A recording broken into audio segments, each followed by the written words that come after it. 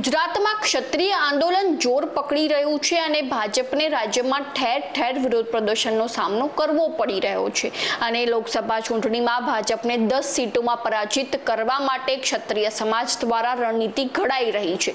ત્યારે એક બાજુ ક્ષત્રિય સમાજ તે ભાજપને પરાજિત કરવા, ત્યારે બીજી બાજુ ભાજપ સાથે જોડાયેલા ક્ષત્રિય સમાજના આગેવાનો ભાજપને જીતાડવા માટે મેદાને છે। તે વચ્ચે ગઈકાલે દક્ષિણ ગુજરાતના બારડોલી ખાતે ક્ષત્રિય સમાજનું અસ્મિતા સંમેલન યોજાયું હતું। નમસ્કાર, ગુજરાત જો ટીવીની સાથે હું છું મેક્ષુ ઠક્કર। બારડોલી ખાતે યોજાયેલા આ મહાસંમેલનમાં સુરત, નવસારી, તાપી અને ડાંગ જેવા અલગ અલગ જિલ્લાઓમાંથી અગ્રણી આગેવાનો અને મોટી સંખ્યામાં કાર્યકરો ઉપસ્થિત રહ્યા હતા।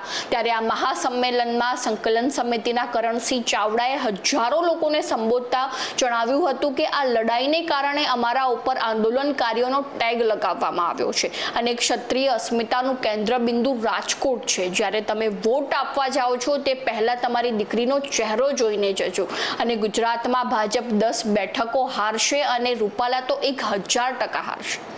આ મહાસંમેલનમાં તૃપ્તિબાએ ભાજપ પર આકરા પ્રહાર કરતા જણાવ્યું હતું કે અમારી લડાઈ હાર જીતની નથી, પરંતુ અમારી અસ્મિતાની છે અને રૂપાલાને માફી આપવાનો કોઈ પ્રશ્ન જ નથી અને 52,000 બૂથ ઉપર રૂપાલા જ છે તે રીતે વોટ કરજો અને રૂપાલાને હરાવવા માટે કોંગ્રેસની તરફેણમાં વોટ આપજો।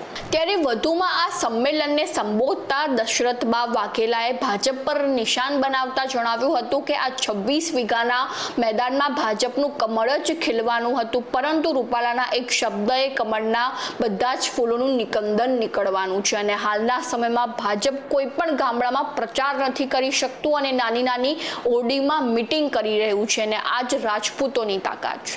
તો આવી જ નવી માહિતીને જાણવા માટે ફોલો કરો જો ટીવી મેક્ષુ ઠક્કર।